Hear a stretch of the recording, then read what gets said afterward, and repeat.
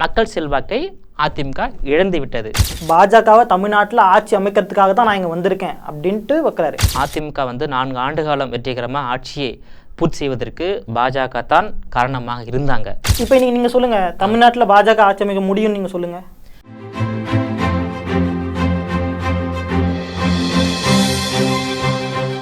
GeM TV நேயர்களுக்கு வணக்கம்.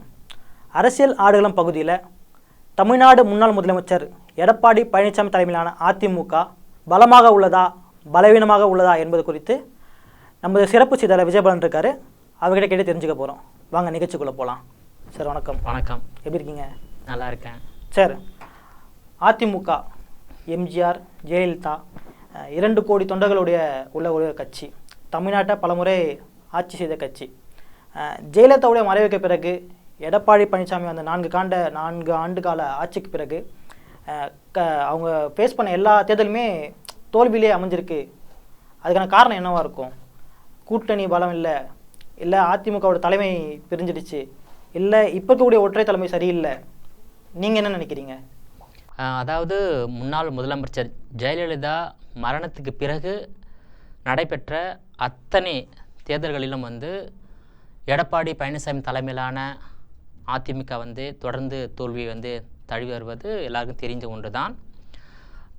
அதாவது 2016 மறைந்த முன்னாள் முதலமைச்சர் ஜெயலலிதா தலைமையிலான அதிமுகவுக்கு மக்கள் வாக்களித்தாங்க, அவங்கள முதலமைச்சராக தேர்ந்தெடுத்தாங்க. அவங்க மறைவுக்கு பிறகு தான் எடப்பாடி பழனிசாமி அவர்களும் முதலமைச்சராக, ஓ பன்னீர்செல்வம் துணை முதலமைச்சராக பொறுப்பேற்று ஒரு 4 ஆண்டு காலம் ஆட்சியை செய்தாங்க. அந்த 4 ஆண்டு காலம் ஆட்சியை செய்வதற்கும் காரணமாக இருந்தது மத்தியில் ஆளக்கூடிய பாஜக. மத்தியில் ஆளக்கூடிய பாஜக அந்த எடப்பாடி பழனிசாமி அவர்களையும் ஓ பன்னீர்செல்வம் அவர்களையும் அதாவது சமரசம் செய்து எடப்பாடி பழனிசாமி அவர்களை முதலமைச்சராக இருங்க, ஓபிஎஸ் துணை முதலமைச்சர் இருங்க அப்படின்னு சொல்லிட்டு அவங்க சமரசம் செய்து வைத்ததன் காரணமாக மத்திய அரசினுடைய உதவியோடு தான் 4 ஆண்டுகால ஆட்சி தமிழ்நாட்டில் வெற்றிகரமாக எடப்பாடி பழனிசாமி அவர்களால் ஆட்சி செய்ய முடிந்தது. இல்லை திமுக ஆட்சியை கவிழ்த்துட்டு இருப்பாங்க. கண்டிப்பாக கவிழ்த்திடலாம். பாஜக உதவி இல்லாமல் இருந்திருந்தால் ஆட்சியை கவிழ்ந்திருக்கும், நிச்சயமாக கவிழ்ந்திருக்கும். ஆனால் கவிழை விடாமல் பார்த்துக்கிட்டாங்க பாஜக. இப்போவும் அந்த 4 ஆண்டுகளுக்கு பார்த்தீங்கன்னாக்கா பாஜக ஒரு பக்க பலமாக இருந்தாங்க அதிமுகவுக்கு. அப்போ அதன் பிறகு அந்த அதிமுகவில் ஏற்பட்ட பிளவு, அதாவது டிடி தினகரன் வெளியேறிட்டார், வி.கே. சசிகலா வெளியேறிட்டாங்க. அதனால் 2021 நடைபெற்ற சட்டமன்ற தேர்தலில் 10 ஆண்டுகள் ஆட்சியில் இருந்த அதிமுக ஆட்சி இழந்து எதிர்கட்சியாக வராங்க. அது 66 இடங்களில் வெற்றி பெறாங்க. அது அப்போ 2021 பலம் வாய்ந்த கூட்டணி, அதாவது தேசிய கட்சியான பாஜக பாமக போன்ற பலம் வாய்ந்த கூட்டணி அமைத்து தேர்தல் சந்தித்ததால் காரணமாக அதிமுக பலமான எதிர்கட்சியாக வந்தாங்க. 66 இடத்துல வெற்றி பெற்றிருக்காங்க.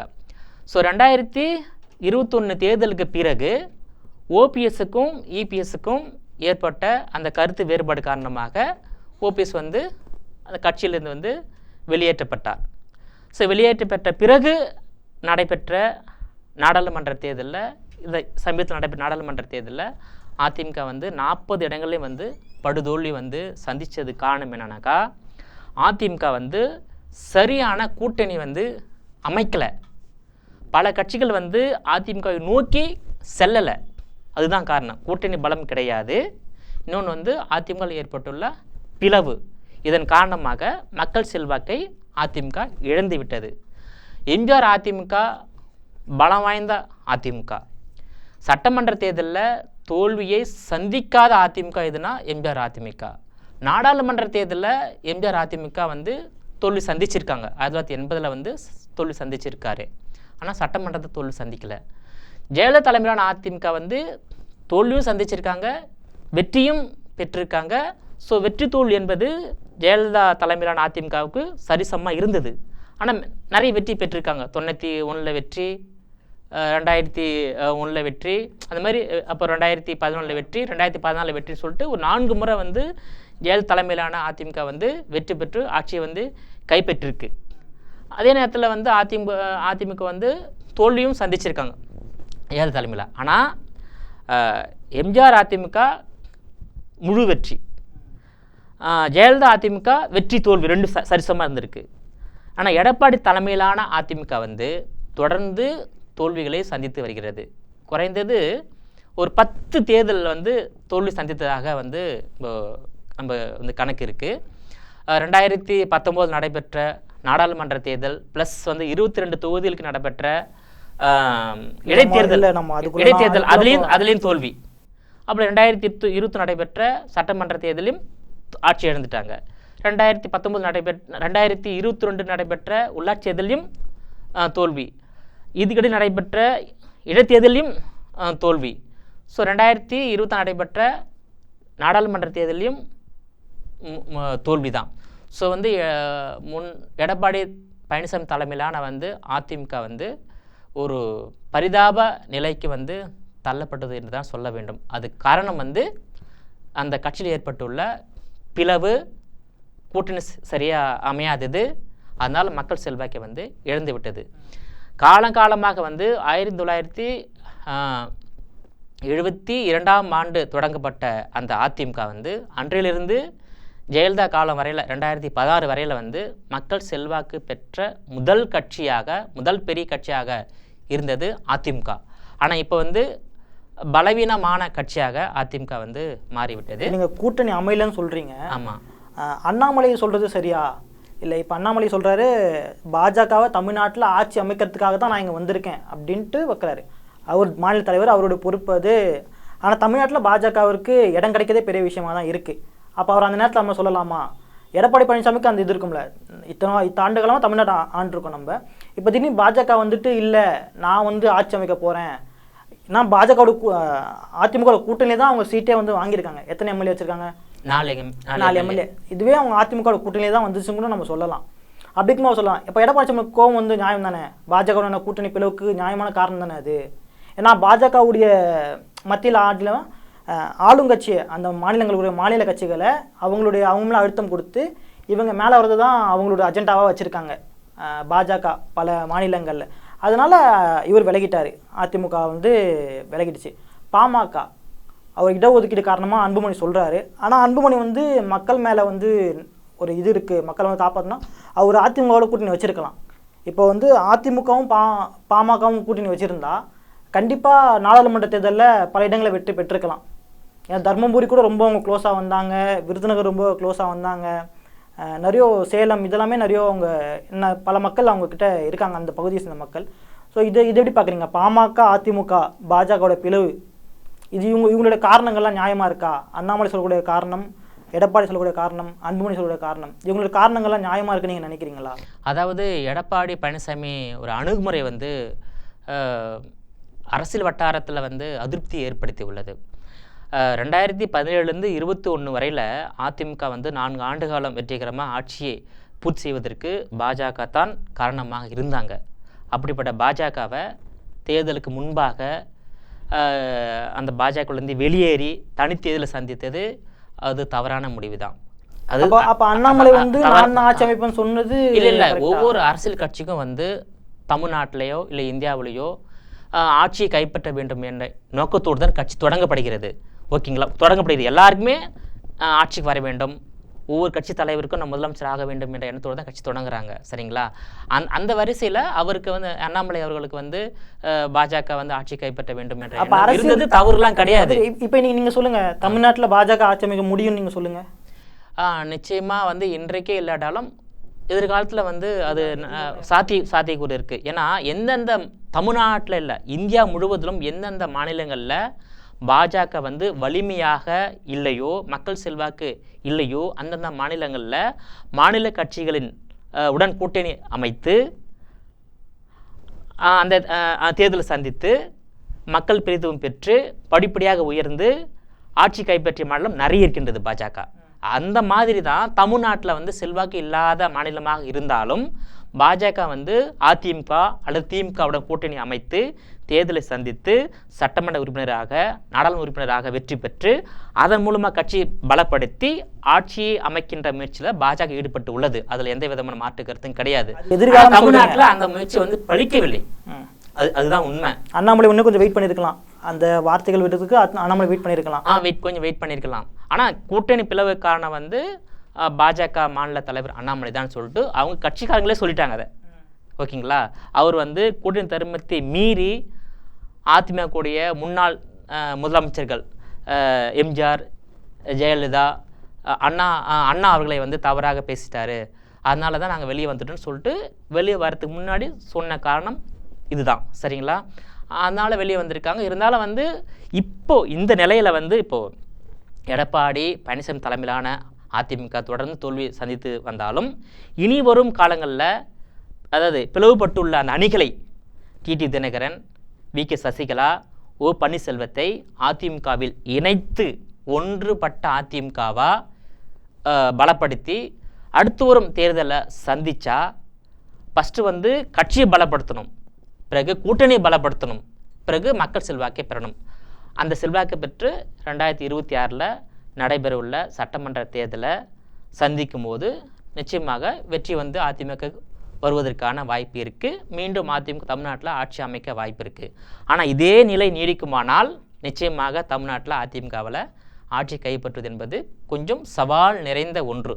அதனால தான் பார்த்தீங்கன்னாக்கா சமீபத்தில் கூட வந்து எடப்பாடி பழனிசாமி அவர்களை வந்து சேலத்தில் உள்ள அவர் இல்லத்தில் முன்னாள் அமைச்சர்கள் 6 பேர், அதாவது செங்கோட்டையன், வேலுமணி, தங்கமணி, கே.பி. அன்பழகன், சி.வி. சண்முகம், நத்தம் விஸ்வநாதன், இந்த 6 அமைச்சர்களும் வீட்டில் போய் சந்தித்து இப்போ வந்து நம்ம கட்சி வந்து பலவீனமாக இருக்கின்றது, நாம் சந்தித்த தேர்தலில் எல்லாம் தோல்வி தழுவிட்டு வரோம், அதனால் இதே நிலை நீடித்தால் வந்து 2026 தோல்வி வந்து நம்ம கட்சிக்கு வர வாய்ப்பு இருக்கு. அதனால வந்து அதாவது பிரிந்து உள்ள பிளவுபட்டு உள்ள அதிமுகவை பிளவு இல்லாமல் ஒன்றுபட்ட அதிமுகவை பலப்படுத்தி ஆகணும். அதனால் வந்து வி.கே. சசிகலா, டிடி தினகரன், ஓ பன்னீர்செல்வம் அந்த 3 அணிகளையும் வந்து மீண்டும் அதிமுக வந்து இணைத்து கொள்ள வேண்டும், கட்சியை பலப்படுத்த வேண்டும். அதன் பிறகு கூட்டணி அமைத்து கூட்டணி பலப்படுத்தி தேர்தல் சந்தித்தாதான் நம்ம வெற்றி பெறுவோம் என்று அந்த 6 அமைச்சர்களும் தற்போது உள்ள எடப்பாடி பழனிசாமி அவர்களை நேரில் சந்தித்து வலியுறுத்தியதாகவும் அதற்கு வந்து எடப்பாடி பழனிசாமி அவர்கள் வந்து நிச்சயமாக அந்த 3 பேரும் சேர்த்து கொள்ளவே மாட்டேன் என்று பிடிவாதமாக இருந்து விட்டதாகவும், ஒருவேளை அந்த கட்சியிலிருந்து நீக்கப்பட்ட 2ஆம் கட்ட அந்த நிர்வாகிகள் தொண்டர்கள் இருக்காங்க இல்லையா, அவங்கள ஒன்றா மன்னிப்பு கடிதம் கொடுத்தா நான் சேர்த்துக்கொள்வேன், ஆனால் அந்த வி.கே. சசிகலா, டிடி தினகரன், ஓ பன்னீர்செல்வம் 3 பேர் நான் வந்து சேர்த்துக்கொள்ள மாட்டேன் என்று திட்டவட்டமாக தெரிவித்ததாகும். அதையும் தாண்டி சமீபத்தில் வந்து ஓஎஸ் மணியன், முன்னாள் அமைச்சர்கள் விஜயபாஸ்கர், காமராஜ், இந்த 3 பேருமே வந்து எடப்பாடி பழனிசாமியை சந்தித்து வந்து மீண்டும் வந்து V K. Sasikala, T T Dhinakaran, OPS அவர்கள் வந்து சேர்த்துக்கொள்ள வேண்டும் என்று வலியுறுத்ததாகவும் அதற்கும் அவர் வந்து மறுத்துவிட்டதாகவும் வந்து தெரிவிச்சிருக்காங்க. இந்த 3 பேரும், அதாவது ஓஎஸ் மணியன், முன்னாள் சுகாதாரத்துறை அமைச்சர் சி பாஸ்கர், காமராஜ் 3 பேருமே வந்து வி.கே. சசிகலாவை சந்தித்து அவர்களுக்கு ஆதரவு அளிக்கப் போவதாகவும் தகவல் வந்து வெளியாக உள்ளது. எனவே வந்து எடப்பாடி பழனிசாமி அவர்களுடைய முடிவில் வந்து மாற்றம் ஏற்பட வேண்டும், இல்லை என்றால் வந்து கட்சி வந்து மேலும் வந்து பலவீனம் அடைய வாய்ப்பு இருக்குது, கட்சி வந்து மீண்டும் உடையவும் வாய்ப்பு இருக்குது. தமிழக வெற்றி கழகமும் குறுக்க வருது. அப்போ வந்து அவங்க ஒரு இளைஞர்களோட ஓட்டெல்லாம் ஒரு பிரிப்பார் கண்டிப்பாக. ஆல்ரெடி இப்போது 66 இடங்கள் பிடிச்ச அதிமுக 2026 இன்னும் கீழே போகிறதுக்கான வாய்ப்புகள் இருக்குமா கண்டிப்பாக வரும்போது? அதாவது இதே நிலை நீடித்தால் எதிர்கட்சியாக வர வாய்ப்பு இருக்காது. ஓகேங்களா? அதான் கூட்டணியை வந்து அதிமுக வந்து பிளவுபட்டவர்களை மீண்டும் அந்த ஒரு அணியில் சேர்த்து கொள்ள வேண்டும், கட்சியை பலப்படுத்த வேண்டும், கூட்டணியை பலப்படுத்த வேண்டும். மக்கள் செல்வாக்கு வந்து அதிமுக இருக்கின்றது. தமிழ்நாட்டில் வந்து 1972 தொடங்கப்பட்ட அதிமுகவுக்கு ஜெயலலிதா காலம் வரையில் அதிமுக வந்து மக்கள் செல்வாக்கில் முதல் இடத்தில் இருக்கின்ற கட்சி தான் அதிமுக, அதை மாற்றுக்கிறது கிடையாது. அந்த மக்கள் செல்வாக்கை வந்து அது இன்னும் அதிகரிக்கக்கூடிய பணிகளை வந்து எடப்பாடி பழனிசாமி செய்யவில்லை என்று தான் சொல்லிவிடும். எடப்பாடி பழனிசாமி அவர்களை வந்து அதிமுக கட்சி நிர்வாகிகள், தொண்டர்கள் ஏற்றுக்கொண்டார்கள். கட்சியை வந்து அவர் கைப்பற்றி கட்சியை வந்து கட்சி வந்து கட்டுக்கோப்பை வச்சிருக்காரு.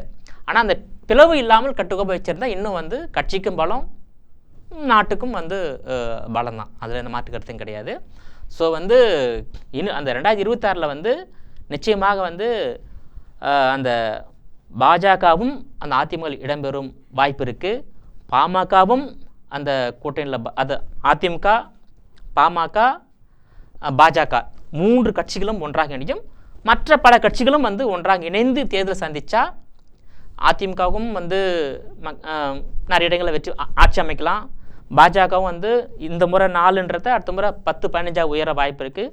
பாமகவும் வந்து 5ன்றது 15-20 உயர வாய்ப்பு இருக்குது. ஆனால் தனித்து போட்டிட்டா யாருக்குமே எந்த பயனும் கிடையாது. திமுக மீண்டும் ஆட்சிக்கு வருவதற்கான வாய்ப்பும் இருக்குது. எதிர்கட்சியாக வேறொரு கட்சி வருவதற்கான வாய்ப்பு இருக்குது. அதாவது 2011 வந்து தேமுதிக வந்து எதிர்கட்சியாக வந்தது இல்லையா, அந்த மாதிரி வந்து 2026 எதிர்கட்சி இருக்கின்ற அதிமுக மாற்ற வேறொரு கட்சி கூட அப்படி வந்து பெரிய கூட்டணி யாரை சொல்றீங்க? பாஜக, பாமக இவங்க கூட தான் பெரிய கூட்டணி.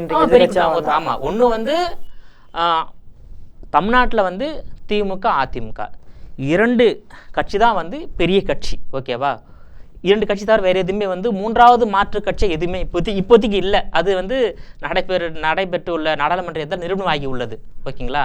அதனால் வந்து ஒன்று அதிமுகவில் பயணம் செய்ய வேண்டும், ஒன்று திமுகவும் பயணம் செய்ய வேண்டும். இது 2 கட்சியில் கூட்டணி அமைத்து தேர்தல் சந்தித்தாதான் மற்ற எல்லா கட்சிகளுக்கும் பலன் வெற்றி பெற முடியும். இல்லை என்றால் நிச்சயமாக வந்து வெற்றி பெற முடியாது. இப்போ இந்த கள்ளக்குறிச்சி விவகாரம், இவர் ஆம்ஸ்ட்ராங் கொலை வழக்கு, தமிழகத்தில் தொடர்ந்து கொலை வழக்கு, இதையும் அரசையும் சேர்த்து வச்சு பேசுகிறாங்க. இது வந்து திமுகவுடைய வாக்கை வந்து பாதிக்குமா 2026? நிச்சயமாக பாதிக்கும். அதாவது முன்னாள் முதலமைச்சர் கலைஞர் கருணாநிதி மறைவுக்கு பிறகு கட்சியினுடைய தலைவராக தற்போதுள்ள முதலமைச்சர் வந்து பொறுப்பேற்றார்.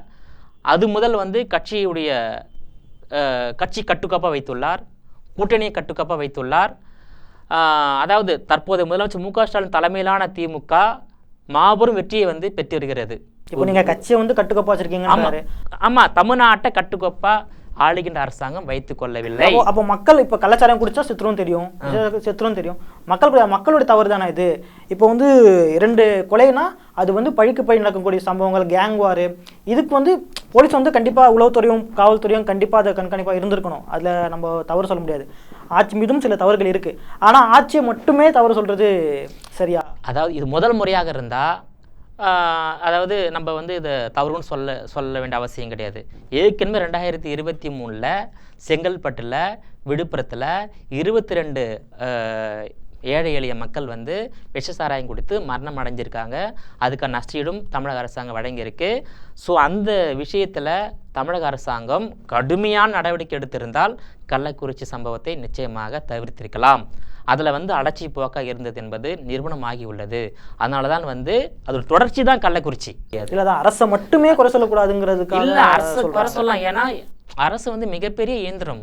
எவ்வளோ போலீஸ் இருக்குது, எவ்வளோ அரசு அதிகாரி இருக்காங்க, இவங்கெல்லாம் வந்து அதை கண்காணிக்க வேண்டிய பொறுப்பில் அவங்க இருந்திருக்காங்க. சரிங்களா? அந்த கள்ளக்குறிச்சி மேட்டரை பார்த்தீங்கன்னா, கள்ளக்குறிச்சி அந்த கருணாபுரத்தை சுற்றிலும் நீதிமன்றம், ஒருங்கிட நீதிமன்றம், காவல்துறை, மகளிர் காவல் நிலையம், பதிவாளர் அலுவலகம், வட்டாட்சி அலுவலகம் என எல்லா அலுவலகம் இருக்குது. ஸோ அந்த ஒரு கிராமத்தில் 22 ஆண்டுகளுக்கு மேலாக ஒரு தொடர்ந்து கள்ளச்சாராயம் வந்து விற்கப்படுகிறது. அதில் வந்து விஷம் கலந்த சாராயம் விற்கப்படுகிறது என்றால் முழுக்க அரசாங்கத்தின் பொறுப்பு தான். இந்த கள்ளச்சாராயம் காய்ச்சி விஷம் கலந்து கொடுத்தது என்பது 2 அரசுக்கும் பொறுப்பு உள்ளது. ஏன்னா அதிமுக தமிழ்நாட்டை ஆண்டிருக்காங்க, திமுக தமிழ் ஆண்டிருக்காங்க. ஆனால் அதிக மடங்கள் ஏற்பட்டது எதுன்னு பார்த்தீங்கன்னாக்கா திமுக ஆட்சி காலத்தில். சரிங்களா? அதான் உண்மை. அவங்க அதிமுக ஆட்சி காலத்திலும் மரணம் ஏற்பட்டு உள்ளது, அவங்க ஆட்சி காலத்திலும் மரணம் ஏற்பட்டிருக்கு. யார்? ஆமாம், 2001 நிறைய பேர் இறந்துருக்காங்க, மரணம் ஏற்பட்டிருக்கு. 42 பேர் இறந்துருக்காங்க, 57 இறந்துருக்காங்க, அந்த மாதிரி நிறைய பேர் இறந்துருக்காங்க. அதன் பிறகு அந்த அதிமுக அரசு விழித்து கொண்டது. இல்லை, அதன் பிறகுமே கள்ளச்சாராயம்லாம் இன்னும் போயிட்டு தான் இருக்குன்னு சொல்லி. இல்லை, அரசாங்கம் மனது வைத்தால், போலீஸ் அதிகாரி மனது வைத்தால் கள்ளச்சாராயத்தையும் எங்கேயும் காய்ச்ச முடியாது. இப்போ மக்கள் வந்து அரசு அதிகாரிகள், காவல்துறை அதிகாரிகள் உதவியோடு தான் வந்து கள்ளச்சாராயம் காய்ச்ச முடியுமே தவிர அரசாங்கம் தெரியாமல், காவல்துறைக்கு தெரியாமல் கள்ளச்சாராயம் காய்ச்சவே முடியாது. சரிங்களா? முழு பொறுப்பு காவல்துறைக்கு உள்ளது, முழு பொறுப்பு மதுவிலக்கு மற்றும் ஆயத்தீரவை துறைகளுக்கு இருக்கின்றது. சரிங்களா? அரசாங்க இயந்திரம் வந்து இன்னும் வந்து விழிப்போடு செயல்பட வேண்டும். ஒரு இடத்தில் கூட கள்ள சாராயம் காய்ச்சக்கூடாது, விஷ சாராயத்தால் மக்கள் மரணம் அடையக்கூடாது என்ற எண்ணம் அரசாங்கத்துக்கு இருக்குமையானால் தமிழ்நாட்டில் கள்ள சாராயம் நிச்சயமாக காய்ச்சின சூழ்நிலை வராது, விஷ சாராயத்தால் மரணம் அடையக்கூடிய சூழ்நிலை நிச்சயமாக வராது. இப்போது திமுக சேர்ந்து கள்ளசாராய கொலைகள், ரவுடிசம் இதை மட்டும் வச்சு வாக்களிப்பாங்களா, இல்லை மக்கள் வந்து இவ்வளவு திட்டங்கள் கொண்டு வந்திருக்காங்க, இது மூலயமா பயன்படுத்தவங்க மக்கள் இருக்காங்க, ஒரு நாடு ஒரு ஆட்சி அப்படின்னா கொலைகள் நடக்க தான் செய்யும், ரவுடிசம் இருக்க தான் செய்யும் அப்படின்ற மாதிரி மக்கள் வாக்களிப்பாங்கன்னு நினைக்கிறீங்களா? இல்லை தமிழ்நாட்டில் சென்னையில், தலைநகர் சென்னை, அதில் ஒரு கட்சியினுடைய தலைவர் ஆம்ஸ்ட்ராங் படுகொலை செய்யப்பட்டுள்ளாருன்னா இந்த அரசை கண்டு ரவுடிகள் பயப்படலை. சரியா? முதல் சாதாரண ஒருத்தர் படுகொலை செய்யப்படுவது என்பது ஏற்றுக்கொள்ள முடியாது. ஓகேங்களா? ஏற்றுக்கொள்ள முடியாது. அதையே அரசு தடுக்க வேண்டும். ஒரு கட்சியுடைய தலைவர், ஓகேவா, தேசிய, அதுவும் செல்வி மாயாவதி தேசிய கட்சி, அந்த கட்சி, ஓகேங்களா, பல முறை உத்தரப்பிரதேசத்தில் ஆண்ட கட்சி, அந்த கட்சியுடைய தமிழ்நாட்டுடைய தலைவர் ஆம்ஸ்ட்ராங் அவர் படுகொலை செய்யப்பட்டுள்ளார் என்றால் ரவுடிகள் இந்த அரசை கண்டு பயப்படவில்லை. அதுதான் இதுக்கான அர்த்தம். இல்லை, மதுவிலக்குன்னு நீங்கள் சொல்கிறீங்க, நடைமுறைப்படுத்தலாம். இன்றைக்கி மது பழக்கமானவங்க நிறைய பேர் இருக்காங்க. இன்றைக்கி குடிக்கலாம் தூங்க முடியாது சொல்லக்கூடிய நிறைய பேர் இருக்காங்க. சில பேர் நான் மூட்டை தூக்குறேன், உழைக்கிறேன், எனக்கு கொஞ்சம் உடம்பு வலிக்கு இருக்குது அப்படின்னு சொல்கிறவங்களும் இருக்காங்க. இப்போ மதுவிலக்கு கொண்டு வரும்போது அப்போ அந்த மக்கள், அவங்கள குறை சொல்லலை நான், இப்போ அந்த மாதிரி இருக்கக்கூடிய மக்கள் கள்ளச்சாராயத்தை தேடி போகிறதுக்கான வாய்ப்புகள் இருக்குல்ல? இப்போது இந்தியாவில் கொரோனா வைரஸ் வந்தது. 3 மாதம் ஒயின் ஷாப் மூடி இருந்தாங்க. அப்போ என்ன வன்முறை நடந்தது? யாருக்கு என்னென்ன மக்களுக்கு பாதிப்பு ஏற்படுது? இல்லை, அன்னைக்கு காய்ச்சதுக்கான வாய்ப்பும் வாங்குறதுக்கான வாய்ப்புகள் கம்மியாக இருந்தது. இப்போ இதுவே உதாரணம். இப்போ தமிழக அரசாங்கத்துக்கு தமிழ்நாட்டில் மது விலக்கு நடைமுறைப்படுத்த முடியுமா முடியாதா என்பது தமிழ்நாட்டில் அதுதான் சார். அப்போ யாரும் வெளியே வர முடியாது, வாங்க முடியாத ஒரு சூழ்நிலை இருந்தது. அப்பயும் விற்றாங்க, நம்ம பார்த்தோம், அப்பயுமே விற்றாங்க. ஏன்னா அங்கே ஊர்லேருந்துலாம் வாங்கிட்டு இங்கே விற்றாங்க. இப்போ பூர்ண மது விலக்குன்னு சொல்லும்போது மக்கள் கலாச்சாரம் தேடி போவாங்களா? இல்லை கல்லுக்கடைகளை திறந்தாலும் கல்லுலையும் ஒரு சில விஷயங்களை போட்டு அது மூலயமா போதை ஏற்றிக்கிறதுக்கான பழக்கங்கள் உண்டாகும்னு சொல்கிறாங்க. அதையும் கண்காணிக்கின்ற பொறுப்பு தமிழக அரசுக்கு உள்ளது. தமிழக அரசாங்கத்திடம் எல்லாம் வசதி வாய்ப்புகளும் இருக்கின்றது, காவல்துறை இருக்கின்றது, அரசாங்க அதிகாரி இருக்காங்க. அவங்க மனசு வச்சா இது எல்லாமே மக்கள் திருந்தலாம்னு ஒரு வார்த்தை சொல்ல மாட்டேங்கிறீங்க. மக்கள் திருந்தலாமே சொல்ல மாட்டேங்கிறீங்க. அரசு மக்களை திருத்தணும் அரசாங்கம். அதாவது என்ன சொல்லணும், மனிதன் சமூகத்தில் விலங்குன் அப்படின்னு ஒரு பேரே இருக்குது. Man is social animal in the சொசைட்டின்னு சொல்லிட்டு. அதாவது அவன் என்ன வேணாலும் பண்ணுவான். அதை ஒழுங்குபடுத்தக்கூடியதான் அரசாங்கத்தினுடைய வேலை. அதுக்கு தான் காவல்துறை, நீதிமன்றம், அரசாங்கம் இருக்கின்றது. சரி, அதுக்கான முன்னெடுப்பு எதுவுமே இல்லைன்னு சொல்றீங்க. அதுக்கான முன்னெடுப்புகளே இல்லைன்னு சொல்றீங்க. அதை தீவிரப்படுத்தணும். முன்னெடுப்பு இருக்கின்றது, அதை தீவிரப்படுத்தணும். அது தீவிரப்படுத்தினா சமூகத்தில் வன்முறைகள் கொஞ்சம் கட்டுப்படுத்தலாம், நிச்சயமாக கட்டுப்படுத்தலாம். அதே நேரத்தில் இப்போது தமிழ்நாட்டிலே பார்த்திங்கன்னா 2 திராவிட கட்சிகள் தான் தமிழ்நாட்டை ஆண்டுகிட்டு இருக்காங்க. ஒரு மாற்று கட்சியோட ஆட்சி தமிழ்நாட்டை வருமானா அதுக்கு வாய்ப்பு ரொம்ப ரொம்ப கம்மியாக இருக்குது. அப்படி வருவதற்கான வாய்ப்பு இருக்குன்னா அது தமிழக வெற்றி கழகம் விஜய் அவர்களால் அவருக்கு அந்த வாய்ப்பு இருக்குது. கூட்டணி இல்லாமல் இது இருக்கும், திராவிட கட்சியில் கூட்டணி இல்லாமல் ஆட்சி பிடிச்சிருக்காங்களா? அதிமுக 2016 தனித்திற்கு தான் தேர்தல் சந்திச்சு ஆட்சி பிடிச்சாங்க. இப்போ நாம் தமிழரும் தாவேக்காவும் சேர்ந்தாங்கன்னா ஆட்சி பிடிக்கிற வாய்ப்புகள் இருக்கா? நிச்சயமா. ஆனா இது வரைக்கும் கட்டமா எதிர்கட்சியா வர வாய்ப்பு இருக்கு. இல்ல, இது வரைக்குமே திராவிட கட்சிகள் ஆண்டு இருக்காங்க. ஆனா அவங்க மக்களுக்கு நல்லது பண்ண சொல்ல முடியாது.